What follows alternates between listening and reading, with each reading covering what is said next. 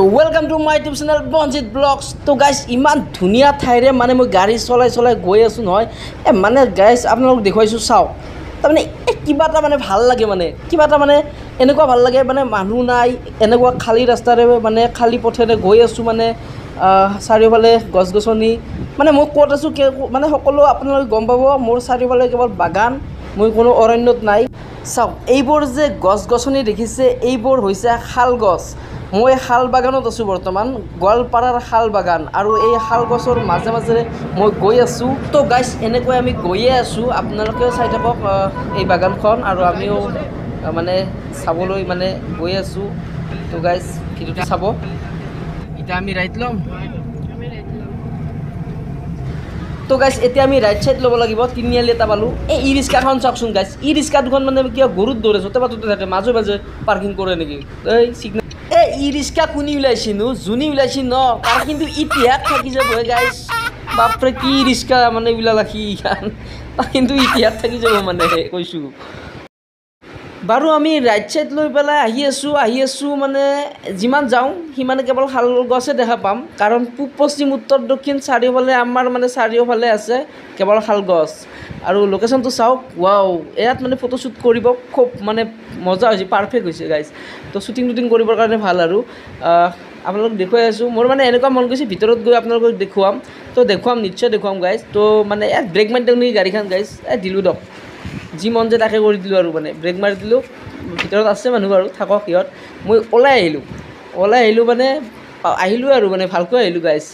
তো ভিতৰত মানে অলপ খোজ কাঢ়িম বুলি ভাবিছোঁ মই, মানে গাড়ীৰ ভিতৰৰ পৰা যি ফিলিংছটো পাব নাইতো।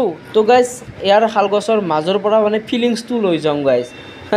তো গাইজ মানে গাড়ীৰ ভিতৰত যিসকল আছিল সিহঁতে ওলালে, এনেকৈ মানে সিহঁতেও চালে, মানে পৰ্যবেক্ষণ কৰিলে, আৰু যি মানে ভাল লাগে ফটো উঠিলে আৰু কিবা কিবি।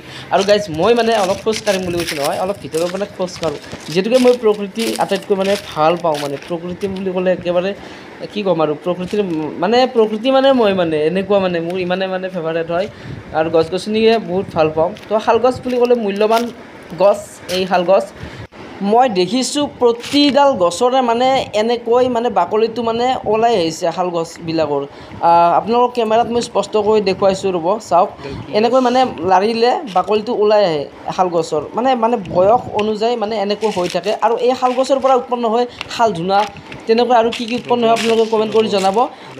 এটা ভাল ঘৰ বান্ধিবলৈ কাঠ প্ৰয়োজন হয়, আৰু সেই কাঠ মানে আমাক লাগে যে একদম যুগ ধৰি মানে সেই কাঠ মানে লাষ্টিং কৰে, সেয়াই হৈছে শাল কাঠ। আৰু অসমৰ এক বিশেষ অন্যতম গোৱালপাৰাৰ এই শাল বাগান, য'ত নেকি এতিয়া মই বৰ্তমান উপস্থিত আছোঁ।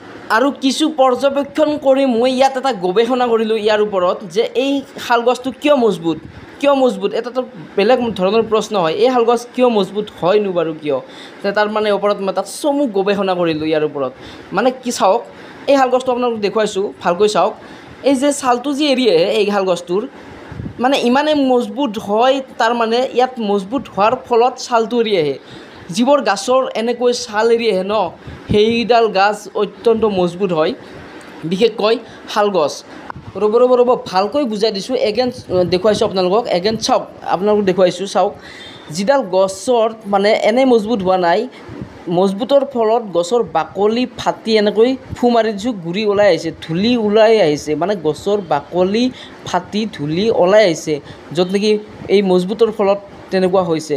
তো গাইজ যিবোৰ গছৰ অতি কম সময়ত মানে গছৰ বাকলি ফাটি ধূলি ওলাই আহে, সেইডাল গছ আটাইতকৈ মজবুত হয়, যেনে শাল গছ।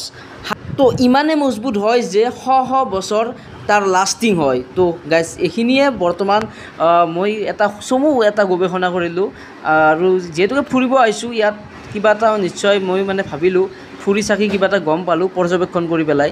তো ইয়াৰ ওপৰত এইটোৱে গৱেষণা কৰিলোঁ যে এই মজবুত কিয়, এই শালগছ এটা নাম কিয় হ'ল, তাৰ নিশ্চয় মজবুত বেছি, সেইকাৰণে এটা নাম হ'ল কি শালগছ। আৰু মজবুত কিয় সেইটোও গম পালোঁ আমি। তো গাইজ এইখিনিয়ে আজি ভিডিঅ'টো ইমানেই আছিলে। যদি ভিডিঅ'টো ভাল লাগে লাইক এণ্ড ছাবস্ক্ৰাইব শ্বেয়াৰ কৰিব। তো গাইজ ভিডিঅ'টো আজিলৈ বাই বাই। আৰু ইয়াত আহিব, আপোনালোকে চাব আহিব গোৱালপাৰাৰ এই শাল বাগান, পৰিৱেশটো চাব ইয়াত, ৱাও চাওক, নাইচ লোকেশ্যন। তো গাইজ ইয়াতে শ্বুটিং কৰিব মজা হৈছে, কাৰ ৰিলছ বনাব ইচ্ছা আছে গাইজ আহিব।